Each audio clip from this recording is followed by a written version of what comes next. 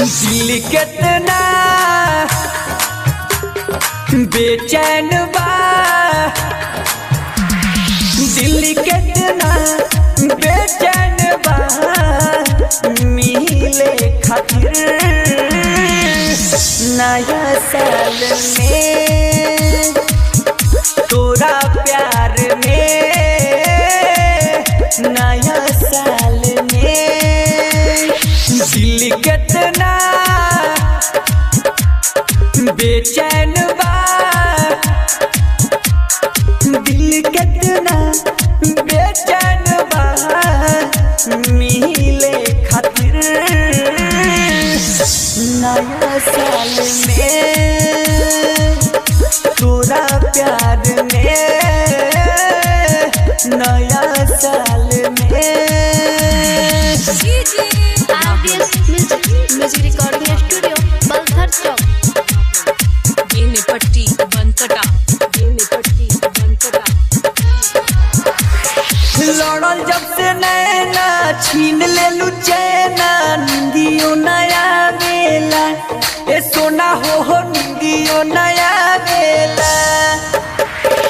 रहिले जागल रात भर पागल याद सतावेला ए सोना हो याद सतावेला। दिल कितना बेचैन बा, दिल कितना बेचैन बा, मिले खातिर नया साल में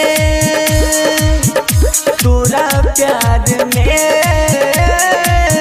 नया साल में। आप सुन रहे हैं राजा रंजित राही को। पट्टी बनकटा, पट्टी बनकटा।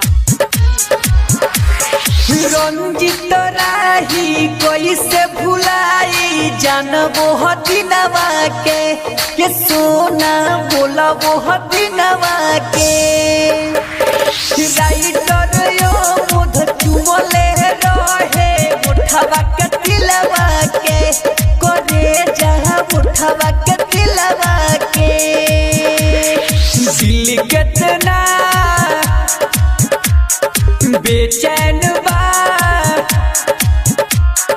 दिल कितना बेचैन बा, मिले खातिर नया साल में तोरा प्यार में,